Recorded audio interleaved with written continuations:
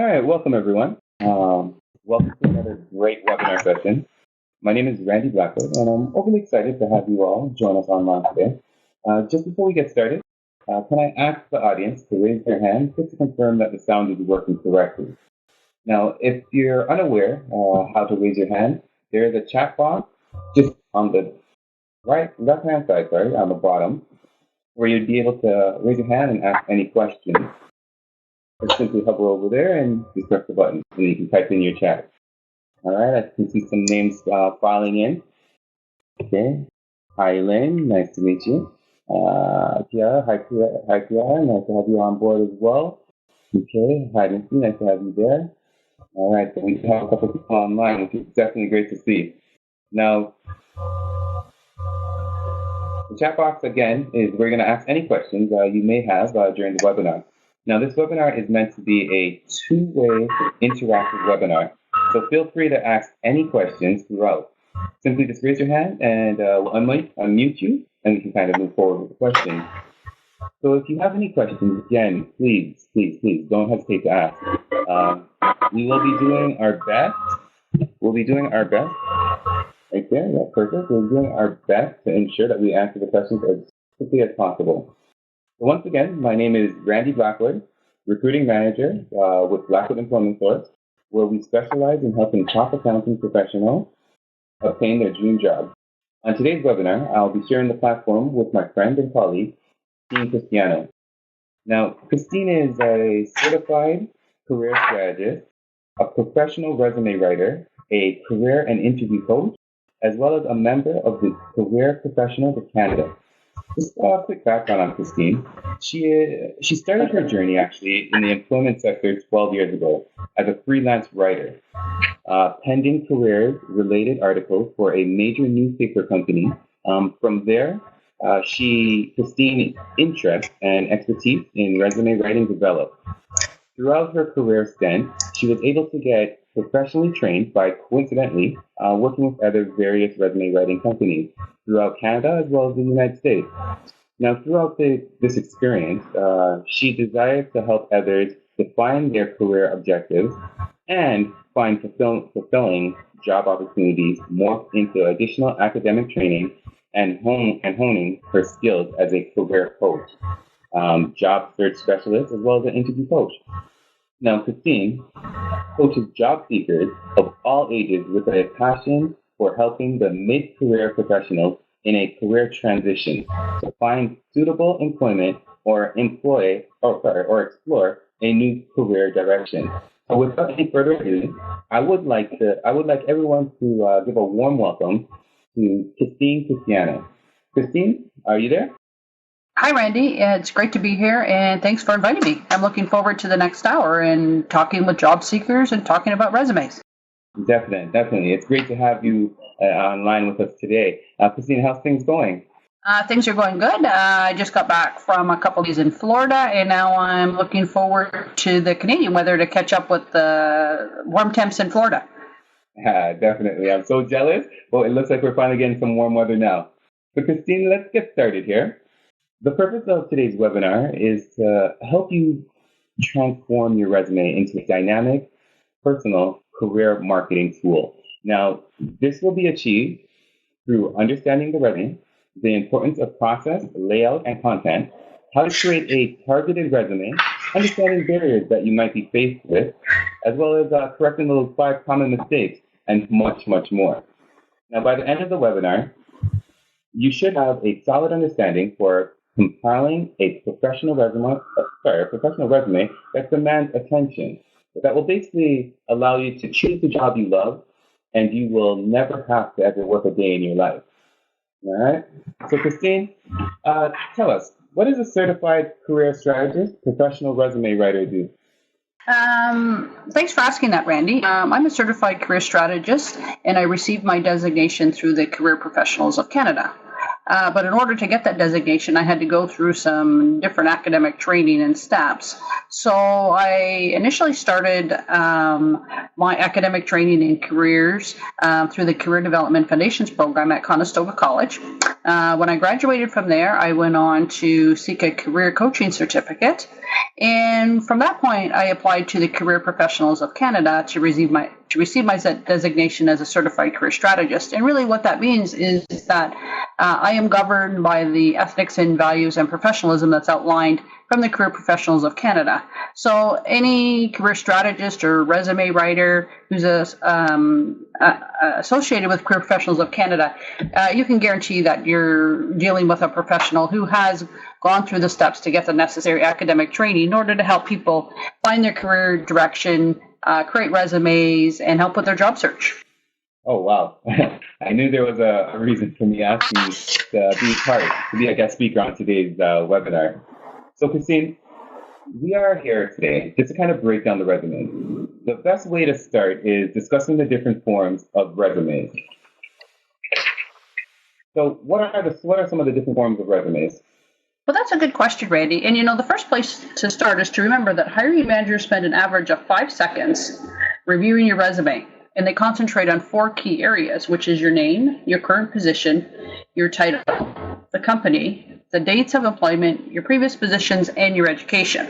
So in those 5 to 6 seconds that they're going to spend doing a quick scan of your resume, you want to make sure that you're giving the hiring manager the best first impression you can. Now, there are 3 types of resume.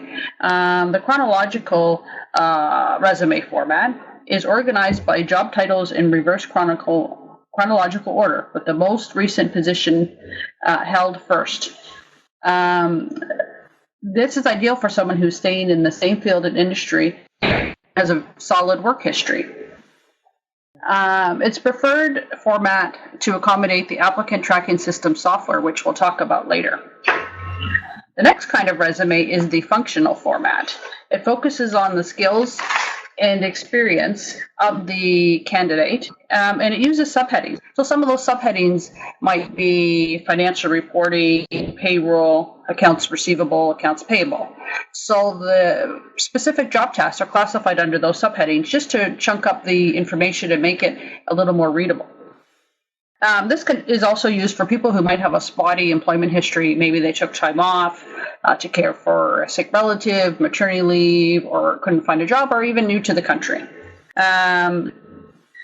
This type of resume, it focuses on skills maybe from an earlier time in one's employment history. So maybe someone's going back to something that they did years ago, and they want to bring up that experience. The next is the combination resume. It highlights your work history and your skills, and it uses skill set subheadings to group achievement statements under each job title. Kind of similar to a functional, and that's why they call it a combination. This is good for the career change or to highlight transferable skills. You can also use this to fill in gaps in employment and relevant unpaid work. Great points. Like I said, do people still even really use the combinational resume or even the functional? Because I know that you did mention with functional, it kind of highlights more of your skills and kind of some of the gaps.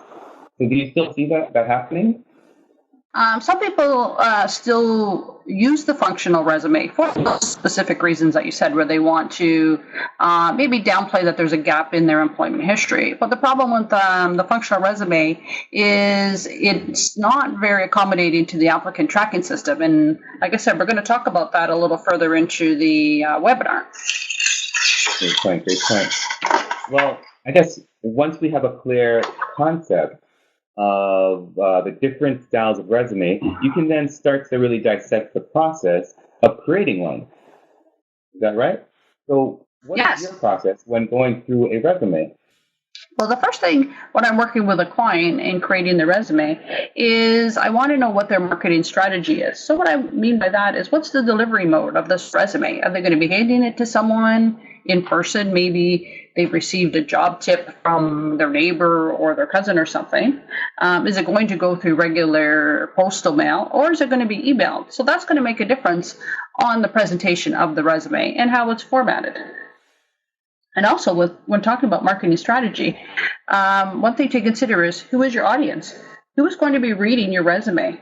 What is the size of the company? Will you be doing one solo job, or will it be a multifunctional job where you'll be doing all different things that may be not related to each other? And also, another thing to look at is the size of the company and their budget, especially when you're talking accounting. There's a big difference between dealing with accounting responsibilities from a small company to a large company. The next thing to consider is the layout in the sections. All resumes have standard sections, which start off with your personal profile at the very top of your resume. And the next section is your core competency, which is a bulleted list of some of your skill sets, followed by your work experience or professional experience, and then your education. So you want to make sure that your resume has all those key sections. The next thing is the content. Convey what you're capable of doing in the future by summarizing what you've done in the past. You want to be clear and concise and eliminate the fluff. Hiring managers are reading hundreds of resumes every day. So the more clear and concise your resume is, the better chance you have that it'll progress through the system. The last step is review. You want to assess your content for clarity. You want to review it, revise it, and repeat, and keep doing it till it's perfect. Okay. So, Christine, just to make sure that I'm clear here, so with the clear understanding that the layout and the content kind of go hand in hand, if that's what I'm kind of gathering from you, how do you ensure the balance between them? For example, like how do you figure how many bullet points should one use when describing their work history? Well, that's a really good question, Randy. You want to make sure that your resume is easy to read. If it's 2 full pages of content, that's going to be difficult for the hiring manager to go through. So you want to really, like I said, eliminate any words that aren't necessary. And also, when you're talking about the different points in your resume, the bulletin points of your job responsibilities or tasks, you want to limit it to 5. And if you have more than 5, then you might want to go back to what we were talking about, classify them under some subheadings, or even you can break them up by having a little subheading that says key accomplishments or achievements. And if you're going to use that, those would be maybe some projects that you worked on. What was the project? What was the budget? What was the result? So that's a good way to break up when you have way too many points. Definitely. So it almost has you ensuring that you almost even have to have a well-defined and targeted resume. So even just keeping on that line, why is it important to have a well-defined and written targeted resume? Well, Randy, targeting your resume is critical to your success.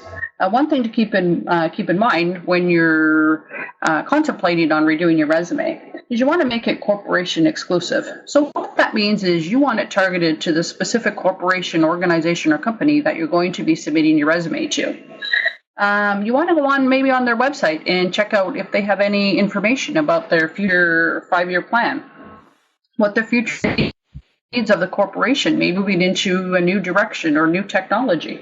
And also, you have to think about what are you bringing to the table? What skills of yours can help them achieve their goals?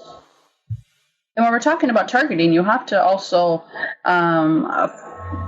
focus your resume on the actual job posting. You want to target it to that specific job posting. You don't want to have a generic resume because most hiring managers and recruiters know when you're just pumping out those resumes and you're not targeting to a specific job or company. How can your skills fit into the corporation's big plan? And also, whatever's listed on the job posting, how can you match that skill? Okay. Next, you have to consider your needs versus the employer. What you need is important, but what does the employer need? How can your skills contribute to solve a problem or help with a project that they might be starting? And again, going back to the job posting, you want to make sure that you use job-specific keywords. Use keywords from the job posting. This will accommodate the applicant tracking system, which we're going to talk about later. And that way, when it's going through the software system, it's going to pick up those specific keywords that were included in the job posting and improve your chances of moving through the software. You also want to cluster and customize. What this means is if you've done quite a few tasks that are related to one specific part of your job, you want to cluster all those together when you're creating your resume.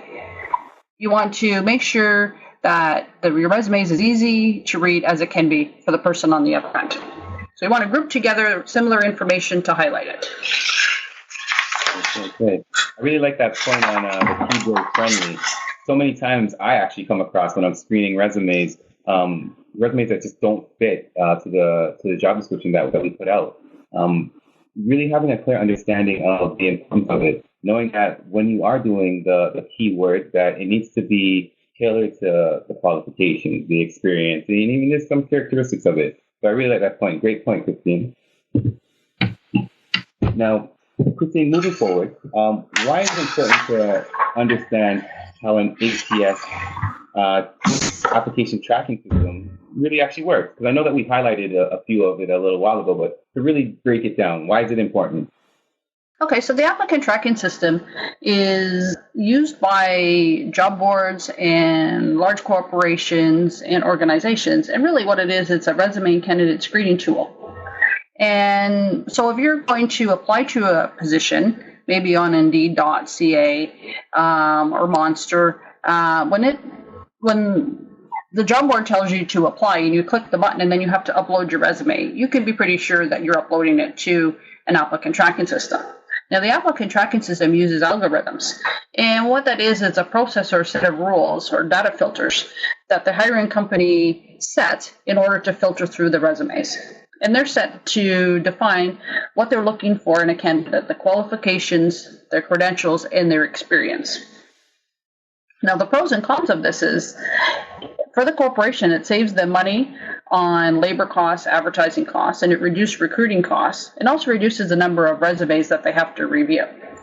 It identifies qualified candidates, and it also helps with compliance with employment hiring practices and laws. However, this comes with a price because there are some cons to this whole system. The applicant tracking system software, it kills 75% of the resumes for incompatibility. Candidates may be viewed incompatible due to the resume format. Maybe the system can't read it or extract the information from the resume due to an incorrect format, or it's just not compatible, or the resume is using some sort of format that maybe the information isn't placed where it can be identified.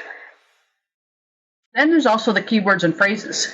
Again, we talked about this a little bit about using words and phrases from the job posting. The applicant tracking system is specifically programmed to pick up those specific keywords and phrases. And if you haven't put them in your resume, then your resume isn't going to filter through the applicant tracking system. So it won't progress into the hands of the hiring manager.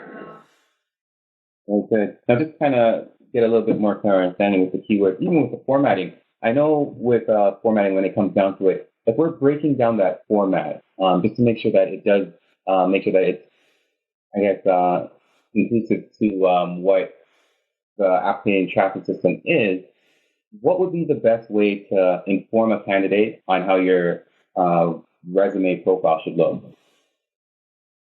Well, the best format to accommodate the applicant tracking system is the chronological format. The applicant tracking systems are usually programmed to read that kind of format. So it knows where to look for the information and how to extract that information from the specific areas in the resume. If you decide to use a different format other than that, the applicant tracking system, it's not going to start searching all over for it. It's going to go to a specific area and look for your information there. Thanks for answering that question. Next, we have the content relevance. You want to make every word count.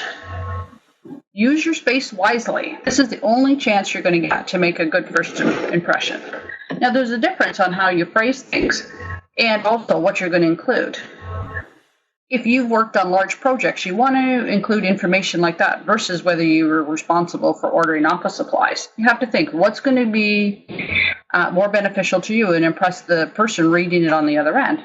Like, I'm sure you can place a mean office supply order, but I think when you talk about a project that had a budget of $1 million or how you coordinated a team of 30, that would be more impressive.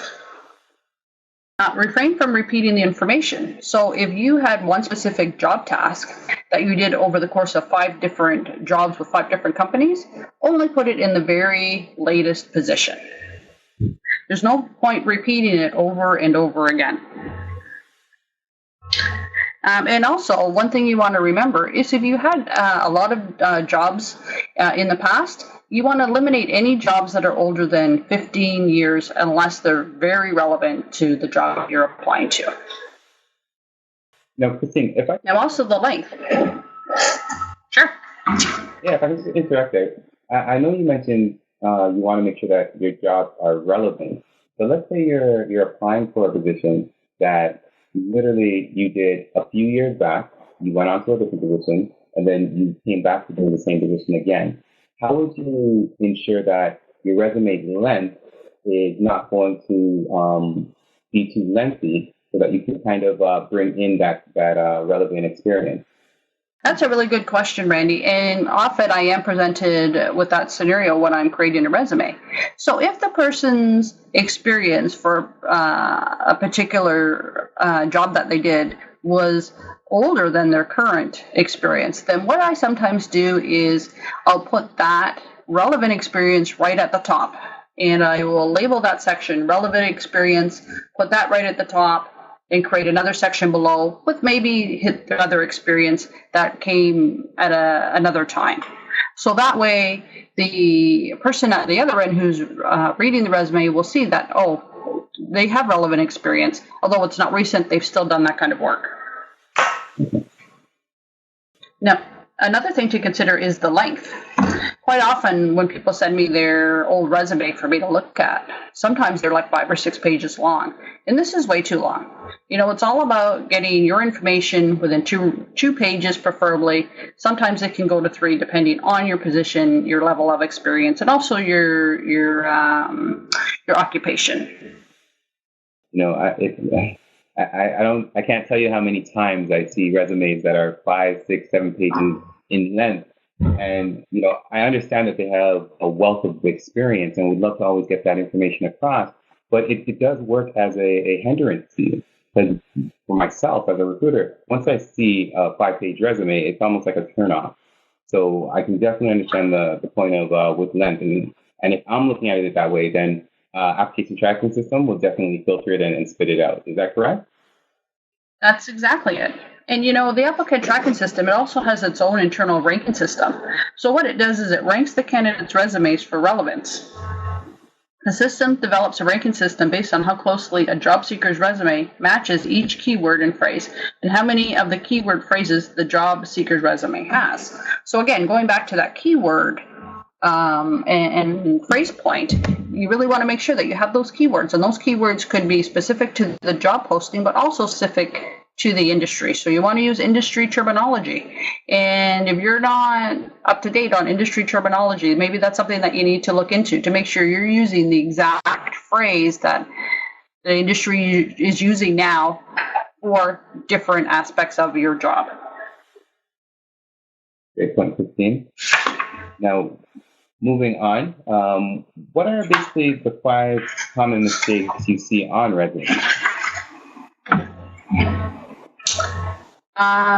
You know, Randy, that is another good question. And I see lots of resumes that come by my desk. And one of the most common resume mistakes I see is the format.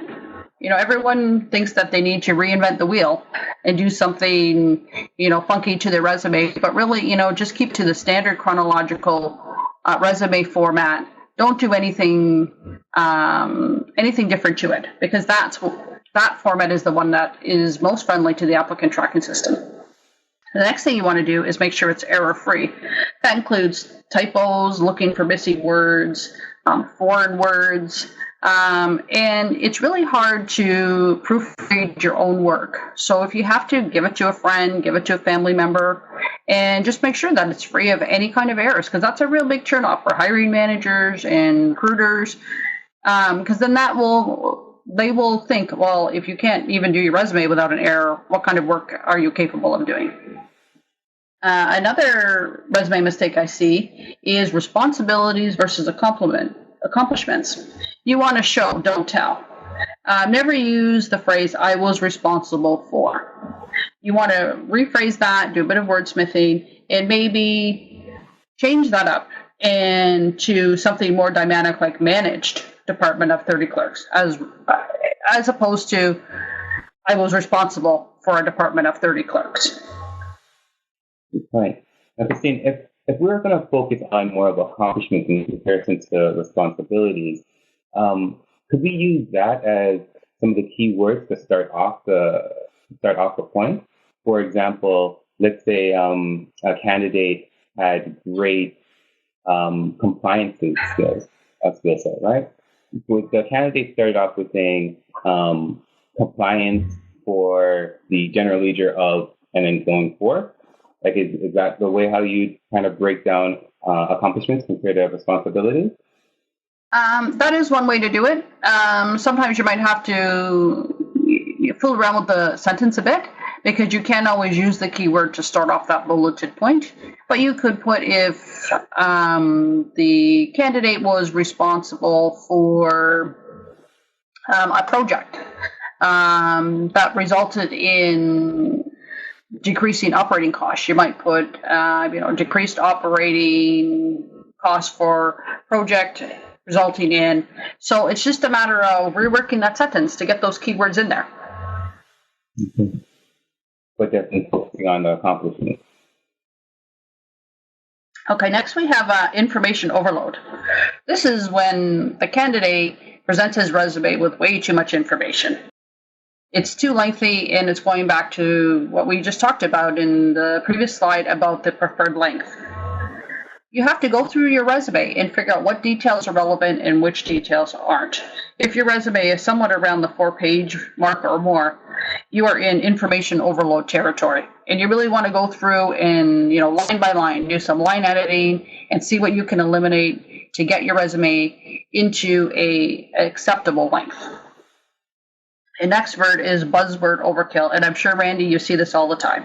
And when I talk about what buzzwords, I'm talking about those words like detail-oriented, self-starter, skilled communicator, team player, problem solver. Let's face it, we're all those things. So try and be a little more inventive and come up with some words that really describe who you are, but we don't want to make them so generic and those dreaded buzzwords that recruiters and hiring managers see all the time. I think I just lost you there for a moment, Christine. Can you just repeat the last sentence that you just said? About the buzzwords? Yeah, about the favorite buzzwords, yes. Okay, so the dreaded buzzwords by hiring managers and recruiters are when a candidate's resume reads detail-oriented, self-starter, skilled communicator, team player, problem solver. Try and think of something a little more inventive and something a little more dynamic to describe yourself and your skills.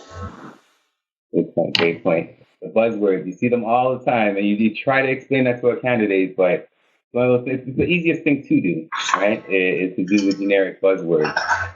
But it's the most complicated thing to kind of come up with something a little bit more original and more directed and targeted towards the position. So great point with the buzzwords. Exactly. Well, Christine, now that we know basically the 5 common mistakes, what are some of the things that we can do to kind of correct these areas? Okay, Randy. So one of the things is you want to be job specific. So you want to target your resume to the specific job posting and industry. Use the job posting keywords and industry terminology, and research what the company presents and where they're moving towards, and relay how your skills can help achieve this. The next is branding yourself. Really, branding yourself is all about you, your social media, and your personal brand. It's about the opinions others have about you. It's about your reputation and what you have done to better your employment sector. So if you're an expert in some area of your sector, then you want to really emphasize that. You want to make yourself known as an expert. You want to be recognized for something. You want to specialize in something. And that's where branding yourself comes in. Definitely. Branding is a topic that we could have a whole webinar on, which we might have to revisit down the road there, Christine. Branding is massive. once you're able to kind of put yourself out as that expert, you have all the knowledge and you have all the skill set. It allows you to kind of be that wanted value, right? Like it allows you to be, I guess, separates you from the competition. It gives you a unique selling point. So great point there. And exactly, and with social media so prevalent in the job search and for recruiters also, they're looking for that candidate who are really representing themselves in their industry and are leaders. So if you're a leader, you want to make sure that your brand is that you're a leader in your industry. So next word is keyword rich. You want to utilize the appropriate keywords, but you don't want to overdo it. There's kind of like a standard value when it comes to keywords. You don't want to go over 1 or 2% of keywords in your resume. So what that means is, a splattering of keywords is great, but if every sentence has a keyword in it, then that's too much. And also, the applicant tracking system doesn't appreciate that either. The next is using the STAR method and find your information. So you want to create statements on your resume that highlight your past experience and achievements while demonstrating your on-the-job impact. So the STAR method, for those maybe who aren't so familiar or just forget what it stands for, it means situation, task, action, and results. So here's an example of what I'm talking about. If you had a statement on your resume that said increased website traffic by 150%, it does say something about what you did, but it can be improved upon by using. So you could change it to chosen to develop and execute strategies to increase traffic to website after previous strategies run successful. Strategy developed led to 150% increase in traffic. So it gave the reader a bit of a background in what was going on, what the situation was, what the task was, what the action was, and what the result was. An example of using the STAR method. But there's also quantifying. You want to use action words and give accomplishments a value. So if you worked for a company and you managed a department that was responsible for processing transactions up to $1 million a year, then you want to include that instead of just put, process transactions for this department. You want to put that value on there. What was the value of those transactions? That's the kind of information that the hiring managers and the recruiters are looking for to see the capacity that you have in what you do. And next is the format. When we talk about format, we're also talking about using standard fonts like Times New Roman and Arial, and font size that are preferable, which are size 11 to 12. Anything smaller than a 10 is way too small, and anything bigger than a 12 is really too big. And it's hard on the eyes for the person who's also reading them. Don't use any fancy fonts, colors, graphics, or formats, flowcharts, or anything like that. The applicant tracking system can't read any of that, and it just complicates things even further and can actually work against your resume when it's going through the software program. Christine, if I could just interrupt for a moment, you brought up a great point of saying don't use any graphics or even graphs when it comes down to formatting. This generation is kind of bringing in a new style, and we are a little bit more aware of self-image. So they will put like an image on their resume. Like I'm seeing that a lot right now. The trend is showing that a lot of people are starting to do that. In your professional opinion, what would you suggest on people who put images or pictures of themselves on their resume? Well, I am not a big fan of someone putting their personal picture on the resume. I think it can create a bias, and that is something that you definitely do not want to do when you're applying for a job. You want a hiring manager, recruiter to base their decision on whether you're a suitable candidate. You want it based on your experience, your credentials, your qualifications, your training, not how you look. So I definitely do never recommend putting your picture on your resume. And also, the applicant tracking system, it doesn't register that anyway, so it wouldn't even know what to do with it if you put it on. And it also, again, it may actually work against you in the way that the applicant tracking system will just not be able to register and just throw your resume right out of the ballgame. Now, the next thing is the spacing. Go ahead, Kristen. The next thing is the spacing. When you're creating your resume, you want to make sure that you leave lots of white space. It makes it easier to read, and you want to chunk your information. So that means putting relevant key points together, and it just makes it a little more readable for the person on the other end. And you want to leave adequate spacing between the sections and the paragraphs for easier reading. That's the thing, again, some great value points. And, this kind of gives me a little bit more of a clear understanding to how to make that killer resume. But as a high school grad, as a new grad, maybe a mid-career or even a seasoned professional, should you have a different style of resume for each different point in your career path? It is important to adjust your resume format to accommodate the different career levels that you go through. Like, for instance, a student. Most students have done the typical student jobs in high school, whether they worked at the local coffee shop or the hamburger joint and places like that. So their resumes are pretty much in a standard chronological format. If they're applying for a student job that is relevant to maybe a field of study that they're going to apply to later on when they move on to post-secondary, then they might want to include that further up in the resume in the education section, which they might want to highlight them. A recent graduate, their education is important for securing entry-level jobs. Now, in this case, when they've completed their studies, whether it's a BA, a diploma, a certificate, the education section can be moved up near the top of the resume after the core competency section, just before the professional experience.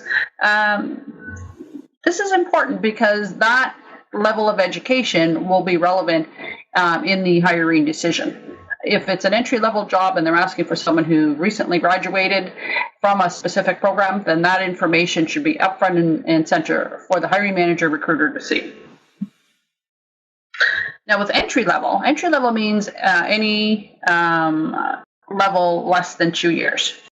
You can add the education system above the work experience section if the education is relevant to the job applying for. But if you're applying for an entry-level job and it's not relevant to your education, you're at that entry level, you can just leave it below the work experience section. Now, Christine, let's throw something out there for a second. If we're saying as an entry level, we're going to bring that education a bit lower, but see if there a recent academic change has happened within their career. So let's say they just obtained their master's of business, or they just obtained their CPA, right? So now they're a designate. Now they have the designation. Where would you suggest that they kind of add in that piece? I would suggest if they've had a recent change in their academic accomplishment, especially if they've achieved a higher level, they've received their designation, then I think that really needs to go up front and center. So I would add something above the work experience so that the hiring manager, the recruiter will see, yes, they've received this designation, and that will also help them to move forward and maybe get an interview. So next is the mid-career. The standard setup for the mid-career professional is with the work history followed by the education. One thing to consider if you're a mid-career professional is you might want to omit any information that will create ageism. So if you're around the 50-year-old mark and you completed your education maybe in the 80s, you might want to eliminate what year you completed it. Because you don't want to be biased by your age. That has nothing to do with anything. You have gained years of experience, and that's what you want them to see, not them to see maybe you have an education or training that's a little bit older than more recent grads. We also want to eliminate job positions that are more than 15 years. And also, if you've had a new education upgrade, you can add the date in that instance and move the education before the work history, like we were talking about, Randy. Yeah. Okay. Well, Christine, that's a wealth of information and absolutely fantastic. I'm so glad that I was able to have you on the call with us today. Well, thanks, Randy. It's been great being here. No problem. It looks like we are coming to the end of this webinar, but I would like to give the audience a chance to ask any questions just before we kind of wrap it all up. Now, do you have a few minutes to kind of hang around? I certainly do, and I would welcome some questions from anybody in the audience. All right, perfect. So we're just going to look at some of the questions that we may have from the audience, as well as some that are on social media. So just bear with me for a moment while I'm just pulling up some questions. All right, so here we have our first one. This is going to be on our social media. So this is from, there we go, from Tia. So the question asks, as a seasoned accountant making a transition to a higher ranking role, so I'm assuming that they're trying to get into a managerial role, so more of a controller or even a CFO, how would you suggest, or which resume style would you suggest they use? I'm not sure where the ending of this question is, but I'm assuming that they probably came out of the accountant role for a little bit, and they were just thinking how to change their resume to make sure that it fits into the profile properly. What would you suggest there, Christine? Well, what I would suggest is when creating their core competency section, now that's the section that comes beneath the profile summary, that they include some of their managerial skills and experience in there. So they were designated team leader or staff trainer. And then also what they can do is under their work history, when we talked about the preferred number of bulleted points, and we also talked about having a little section with key achievements, they can make some notation in there. Again, talking about if they were the designated trainer, they coached new workers, new hires, and any kind of supervisory managerial experience that they fulfilled, although not necessarily had the title as such. Okay, so this is actually going to be a question for me that I'm just inquiring. On a daily basis, I come across several resumes. Formatting it is extremely crucial for me, like especially when I'm scanning them. How do you inform a candidate right off the bat that your format from top, meaning your professional profile, all the way down to if you're going to insert references available upon request, how do you inform them that keeping it as polished as possible is what's going to kind of catch the eye? Because for me, it's really about the look right off the bat. If it looks fluid and it flows, I'm definitely willing to kind of read it. If it kind of looks scrambled and all over the place, then I kind of shade away from it. What would be your suggestion on providing that? Like, what would you suggest to a candidate on the importance of having a polished resume? Having what kind of resume, Randy? I couldn't quite hear you. A polished resume. So a resume that looks that flows, the structure of it as well. Oh, you know what? Anyone who reviews resumes, whether you're recruiting, hiring manager, a career professional, we can definitely tell the difference between someone who took a lot of time on their resume and someone who just threw something together. Or even if someone used one of those programs where you just punch in your information and it spits out a resume. Those are so obvious to the trained eye. So you really want to take some time in creating your resume. And I know quite often you see a job and it's like, oh my God, I have to get my resume out there. But it's better to take a bit of time with your resume than rush through it and send it without giving it a really good polishing. Like we said right through this whole workshop, your resume is the first impression that a hiring company will get of you. So you want to make sure it's a good one because it may be the only one you get. Good response. Good response. Christine, we have a question from Christopher. His question is, what are your thoughts about digital resumes? Will this be the norm for job seekers submitting moving forward? Okay, that's a good question. At this point, most online job boards and corporations, they're accepting resumes through the channels as they are, which includes, through job boards and their websites. And the digital resume, what that is when it's, your resume is kind of posted online, it's got lots of graphics and whatever. There is, I think, an acceptance for them in certain industries, maybe for advertising, graphic arts, creative arts, anything like that. But I think, for the majority of the other occupations, we'll say, accounting, administrative, anything like that, definitely I would stick to the regular format and the kind that you submit, and because that's the method in which the recruiter is going to receive them. That's what you have to consider. Good. I hope that answers your question, Christopher. Thank you for asking. Right now, I'm just looking to see if we have any more questions online or even on the board. No, it looks all clear right now. So again, thank you so much, Christine, for being part of this webinar, the 5 reasons that are affecting your resume. Was there anything you wanted to kind of leave the audience with? I just like to leave the audience, with some thoughts about when they're looking to create their resume.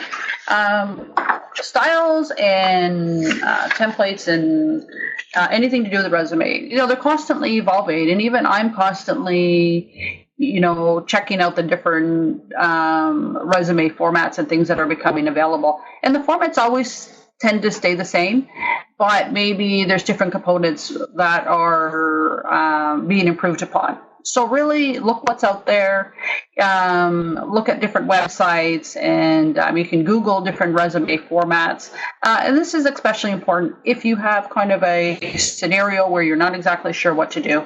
And of course, when you're really in doubt and you want to make that first impression and maybe creating your resume is beyond your expertise, reach out to a professional. And they can help you, walk you through the process, and even, you can hire a professional to help you with that resume to make sure that it's the best impression of you. Okay, good. Christina, it seems like we have actually one more question. Are you okay to answer one more question? Sure. All right, perfect. It comes from Christopher again. The question is, how can a resume writer retrieve more clients in need of resume development? So again, the question is, how can a resume writer retrieve more clients in need of resume development? I'm not sure if I'm quite understanding the question, Randy. Okay, let me just try to clarify it here.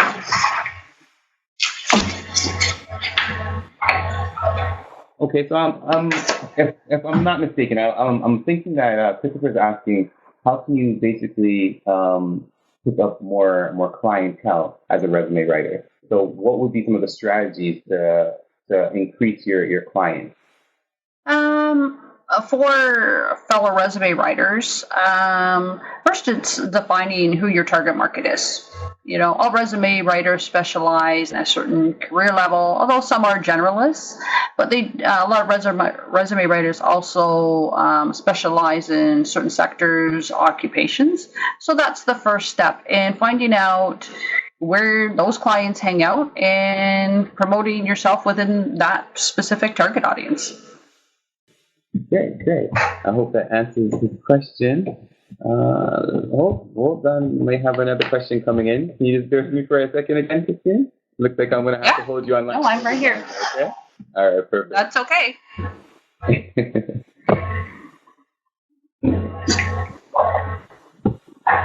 Okay, so we do have a couple questions coming in. You just got to bear with me for a second, Christine. They're just typing it in.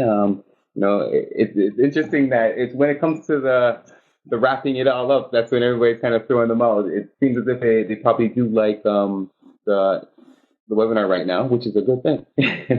Yeah, I'm sure they're just processing some of the information and thinking about, what we've talked about over the last hour, and questions are coming up in their mind. Yeah, definitely. And while those questions are coming up, I know, Christine, you and I kind of discussed the fact of having you on board and what you would like to really provide to some of the attendees. I know we didn't get to kind of touch on that a little bit, but was there something that you're thinking about offering the attendees on being online with us today? Yeah, Randy, I am. As a thank you to all those that attended today, I'm offering a free 30-minute career coaching session or a free resume critique. So one or the other. And I'd be happy to speak with some of the attendees of this workshop, and let's talk resumes, or let's talk career direction.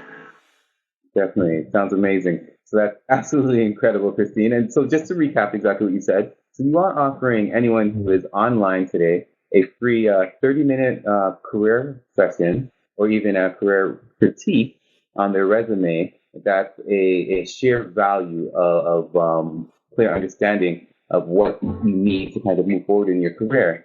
So basically it's for whoever is online right now will receive it at absolutely no cost to them. So that's amazing. Exactly.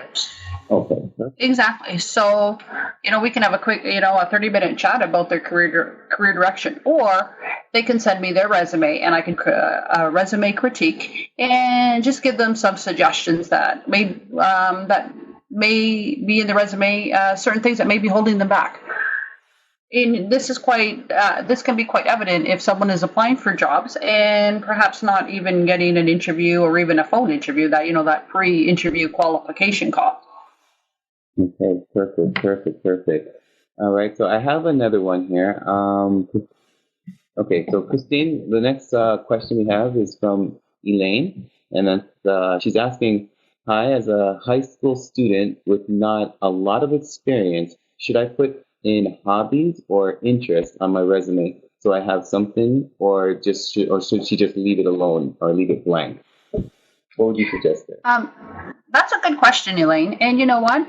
Because you're a student and you might have trouble filling up a page on your resume, I would definitely put your interests and hobbies. But as you become more experienced and move through your career, then that's not so important. But you also want to put in there any volunteer experience that you have, whether it's through maybe your school, your high school, or if you're in college, if you've done any kind of volunteer work, you want to add that in there too, because that's all good experience. And some of those skills are transferable into the working world, whether it be a part-time job or a summer job.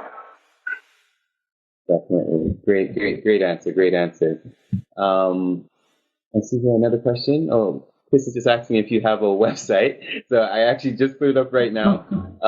Christine, again, it's been yes. a pleasure having you online. Let me just give these guys a few more minutes just to see if they have any more questions, because we do have a few more minutes.